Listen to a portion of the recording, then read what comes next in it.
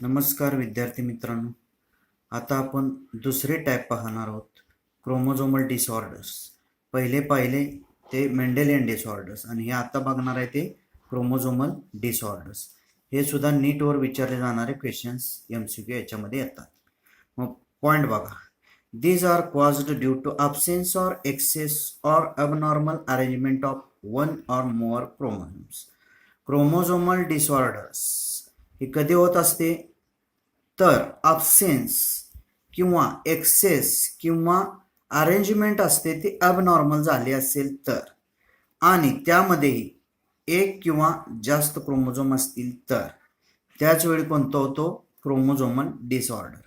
म्हणजेच these are caused due to chromosomal disorder घडते पण कधी अब्सेन्स असेल तर, ऑर एक्सेस असेल तर, or abnormal arrangement of one or more chromosome, एक किंवा जास्त क्रोमोझोम यांची जी अरेंजमेंट झालेली असते ती ॲबनॉर्मल झाली असते, त्यावेळीच काय होतो क्रोमोझोमल डिसऑर्डर्स. त्यामध्ये एक्झाम्पल बघूया. ही पाहणारी एक्झाम्पल आहेत आता. डाऊन सिंड्रोम, क्लिनेफेल्टर सिंड्रोम आणि टर्नर सिंड्रोम. ती तीन एक्झाम्पल आपल्याला पाहिजे आहेत. एक डाऊन सिंड्रोम, दुसरं क्लिनेफेल्टर सिंड्रोम आणि तिसरं टर्नर सिंड्रोम. अब्सेन्स किंवा एक्सेस किंवा ॲबनॉर्मल अरेंजमेंट असेल एक किंवा दोनपेक्षा जास्त क्रोमोझोमची, त्याच वेळी काय होणार आहे क्रोमोझोमल डिसऑर्डर. आता त्यामध्ये पहिला पाहूया. First small A, Down's syndrome. First down syndrome, त्यामध्ये ब्रॅकेटमध्ये काय लिहिलंय पहा. 21st trisomy that is 46+1 chromosome. म्हणजेच 21वा जो क्रोमोझोम नंबर असतो त्याचे 3 कॉपी तयार होतात. म्हणजेच additional copy of chromosome number 21. म्हणजे 21वा जो क्रोमोझोम आहे त्याच्यात एक ॲड झालेला असतो क्रोमोझोम. म्हणजेच हा काय असतो तर ऑटोझोम असतो. म्हणजेच A+A+A म्हणजेच ट्रिपल A इथं तयार होणार आहेत. म्हणजेच 21st ट्रायझोमी दॅट इज 46+1 म्हणजेच additional copy of chromosome number 21. ह्यालाच काय म्हणायचं डाऊन्स सिंड्रोम. मग त्यामध्ये फर्स्ट पॉईंट पहा. It is firstly described by John Langdon Down in 1866. Down syndrome कुणी डिस्क्राईब केलेला आहे किंवा डिस्कवर केलेला आहे तर 1866 मध्ये जॉन लँगडॉन डाऊन नावाच्या सायंटिस्टनी. म्हणून त्यांनी त्याला नाव काय दिलं Down's syndrome. Second point, it is cause due to 1 extra chromosome number that is 3 copies of 21st chromosome. मगाशी सांगितल्याप्रमाणे इथं काय झालेलं असतं तर एक एक्स्ट्रा क्रोमोझोम नंबर तयार झालेला असतो. म्हणजेच 21वा जो क्रोमोझोम आहे त्याच्या 3 कॉपीज तयार होतात.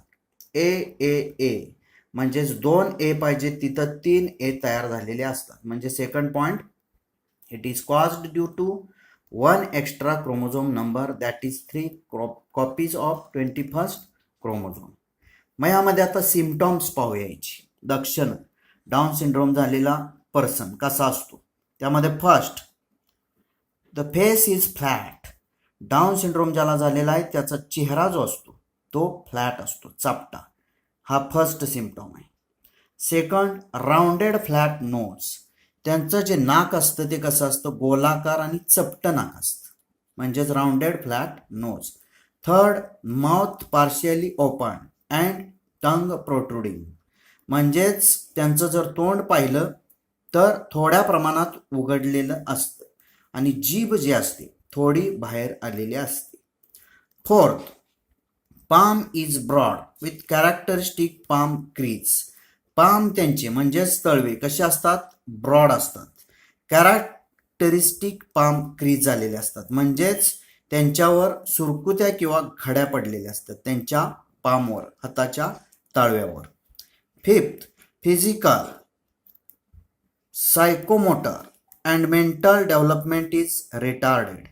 त्यांची जी वाढ असते फिजिकल जी असणारी ग्रोथ, तसंच सायकोमोटर म्हणजेच मानसोपचारिक जी असणारी ग्रोथ, मेंटल डेव्हलपमेंट मानसिक असणारी ग्रोथ ही रिटार्ड झालेली असते. म्हणजेच त्यांच्यामध्ये पूर्णपणे मेंटली ते रिटार्ड असतात, मानसिक विकास भौतिक विकास आणि मानसोपचारिक विकास त्यांच्यामध्ये खुंटलेला असतो. म्हणजेच परत एकदा त्यामध्ये डाऊन सिंड्रोम पाहूया. 21st trisomy that is 46+1 means additional copy of chromosome number 21. त्यामध्ये first point, it is firstly described by John Langdon Down in 1866. आणि second point, it is cause due to one extra chromosome number that is 3 copies of 21st chromosome ए असे 3 copies तयार होणार. नंतर त्यामध्ये सिम्पटॉम्स अगदी सोपं आहे. First, the face is flat. Second, rounded flat nose. Third, mouth partially open and tongue protruding. Fourth, palm is broad with characteristic palm crease. सुरकुत्या किंवा खड्या पडलेल्या असतात तळव्याला हाताच्या आणि ब्रॉड असतो.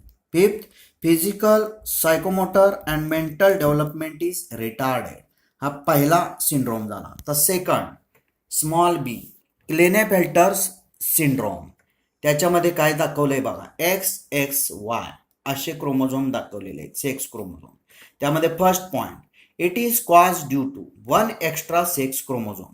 म्हणजे हा कसा झालेला आहे तर ह्यामध्ये एक एक्स्ट्रा असा जादा वाढलेला आहे. कोणता? Sex chromosome. आणि मगाशी पाहिलं ते त्यामध्ये 3 कॉपी ऑटोझोमच्या तयार झाल्या आणि ह्यात काय झालेलं असतं, एक एक्स्ट्रा सेक्स क्रोमोझोम तयार झालेला असतो. Second point, genotype is XXY instead of XY that is 47 chromosomes instead of 46 chromosomes. मग यांच्यामधले जे जीनोटाइप्स असतात ते कोणते असतात? XXY इन्स्टेड ऑफ कशाच्या ऐवजी? XY. म्हणजेच हा मेल असतो. मग हे मेलमध्ये झालेलं काय असतं, एक्स्ट्रा सेक्स क्रोमोझोमचं ॲडिशन झालेलं असतं. That is 47 chromosomes instead of 46 chromosomes. 46 regular लागतात क्रोमोझोम, तिथं झालेले असतात किती? 47. म्हणजेच त्यामध्ये XXY Klinefelter syndrome. First point, it is cause due to 1 extra sex chromosome. Second point, genotype is XXY instead of XY that is 47 chromosomes instead of 46 chromosomes. Symptoms, याची असणारी लक्षण कशाची? क्लिनेफेल्टर सिंड्रोमची. First, persons are tall with feminine development that is development of breast. हे जे persons, अशा ज्या व्यक्ती असतात ह्या कशा असतात? टॉल, उंचीनं जास्त असतात. फेमिनाइन असतात म्हणजेच फिमेल सारखं त्यांच्यात डेव्हलपमेंट झालेली असते. That is development of breast. म्हणजेच हे मेल असून सुद्धा यांची ब्रेस्टची डेव्हलपमेंट झालेली असते. म्हणजेच फर्स्ट पॉइंटमध्ये सिम्पटॉम काय? Persons are tall with feminine development that is development of breast. Second symptom, it is sterile and poorly developed secondary sexual characters. मग त्यामध्ये एक्झाम्पल आहेत secondary sexual characters. Larynx does not enlarge, growth of body hairs not well developed. म्हणजे second point, second symptom काय? हे जे mail असतात हे sterile mail असतात म्हणजेच वांज असतात. अँड पुअरली डेव्हलप्ड, यांच्यामध्ये secondary sexual characters. Secondary sexual characters जे असतात ती पुअरली डेव्हलप झालेली असतात, विकसित नसतात पूर्णपणे. त्याचं एक्झाम्पल आहे बघा secondary sexual characters. Larynx does not enlarge, म्हणजेच त्यांचं जे व्हॉइस बॉक्स आहे किंवा साऊंड बॉक्स, याला आपण लॅरिंग्स म्हणतो, हे एनलार्ज झालेलं नसतं, मोठं झालेलं नसतं. Growth of body hairs are not well developed. बॉडीवरचे जे हेअर्स असतात ते नॉट वेल डेव्हलप्ड म्हणजे विकसित झालेले नसतात, म्हणून यांचा आवाज लहान आणि बायकांच्या सारखा असतो आणि त्यांच्यामध्ये हेअर्स डेव्हलप झालेले नसतात बॉडीवर. हे सेकंड त्यामधले symptom. Third, testes are very small. यांच्यामधल्या ज्या टेस्टीज असतात त्या कशा असतात? अगदीच लहान असतात. आणि fourth, spermatogenesis that is sperm formation is absent. Spermatogenesis म्हणजे जिथं स्पर्म तयार होतात अशी असणारी प्रोसेस, यामध्ये स्पर्म फॉर्मेशन ॲब्सेंट असतं. का तर इथं वर सांगितलेलं आहे टेस्टीज आर व्हेरी स्मॉल. यांच्यामधल्या टेस्टीज ज्या असतात त्या व्हेरी स्मॉल असतात. First, persons are tall with feminine development, that is development of breast. Second, it is sterile and poorly developed secondary sexual characters. यामध्ये secondary sexual character चे example आहेत. larynx does not enlarge, sound box वाढलेलं नसतं. Growth of body hairs not well developed, बॉडीवरचे जे hair असतात ते well develop झालेले नसतात. Third, testes are very small. And fourth, spermatogenesis, that is sperm formation is absent because testes are very small. Next पाहूया Turner's syndrome. Last C Turner syndrome. यामध्ये ब्रॅकेटमध्ये पहा 44+X0 म्हणजेच 44 ऑटोझोम्स असतात आणि सेक्स क्रोमोझोम मधला एकच असतो एक्स आणि पुढं काही नसतं. First, it is described bye H.H. Turner. कोणी डिस्क्राईब केलेला आहे तर H.H. टर्नर नावाच्या सायंटिस्टने, म्हणून याला काय नाव दिलंय? Turner syndrome. Second, the person with Turner syndrome has 44 autosomes and X sex chromosome. असे जे व्यक्ती असतात यांच्यामध्ये म्हणजे टर्नर सिंड्रोम झालेल्या यांच्यामध्ये 44 ऑटोझोम्स असतात आणि एकच काय असतो? Sex chromosome. म्हणजे मी सुरुवातीला सांगितलं होतं 44+X0 म्हणजेच first point, it is described by H.H. Turner. Second, the person with Turner syndrome has 44 autosomes and X sex chromosome. आता याचे असणारी सिम्पटॉम्स, लक्षणं. First, these females are sterile as ovaries are rudimentary. ह्या ज्या फिमेल असतात ह्या कशा असतात? स्टराईल असतात, वान्स. आणि त्यांच्यामधल्या ज्या ओव्हरीज असतात त्या रुडिमेंटरी असतात, नॉट वेल डेव्हलप्ड, अगदी लहान असतात. आणि secondary sexual characters are not well developed. यांच्यामधली जी सेकंडरी सेक्शुअल कॅरेक्टर्स असतात, फॉर एक्झाम्पल मॅमरी ग्लँड, ही वेल डेव्हलप्ड नसतात. म्हणजे सिम्पटॉममध्ये परत एकदा पहा. First symptom, these females are sterile as ovaries are rudimentary. Female ह्या स्टराईल असतात, ओव्हरीज रुडिमेंटरी म्हणजेच अगदी लहान. Secondary sexual characters are not well developed. Example mammary glands, ह्या वेल डेव्हलप्ड नसतात. हे झालं. आता ह्याच्यावर असणारे किंवा नीटला येणारे MCQs डिसऑर्डरवर. First, a disease caused by an autosomal primary non disjunction is ... NEET 2017ला विचारलेला MCQ आहे. त्यामध्ये त्याचे objective, first down syndrome, second Klinefelter's syndrome, third Turner's syndrome and fourth sickle cell anaemia. तर ह्याच्यामध्ये त्याचं जे एक आन्सर येतं आहे ते डाऊन सिंड्रोम. म्हणजेच त्यामध्ये फर्स्ट काय आहे? A disease cause by an autosomal primary non disjunction is ... त्यामध्ये डाऊन सिंड्रोम याचा असणारं आन्सर आहे.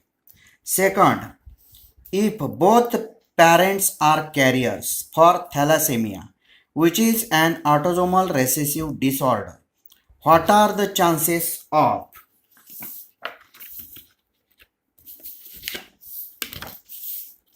pregnancy resulting in an affected child? नीट 2013ला विचारलेला क्वेश्चन आहे. त्यामध्ये त्याचे असणारे ऑब्जेक्टिव्ह आहेत नो चान्स, नंतर सेकंड आहे 50%, थर्ड आहे 25% आणि फोर्थ आहे 100%. त्यामध्ये हे दोन असणारे महत्त्वाचे MCQ. सेकंड कोणता बघितला? If both parents are carriers for thalassaemia which is an autosomal recessive disorder, what are the chances of pregnancy resulting in an affected child? NEET 2013. No chance, 50%, 25%, 100%. त्यामध्ये हे त्याचं आन्सर आहे 25%. धन्यवाद.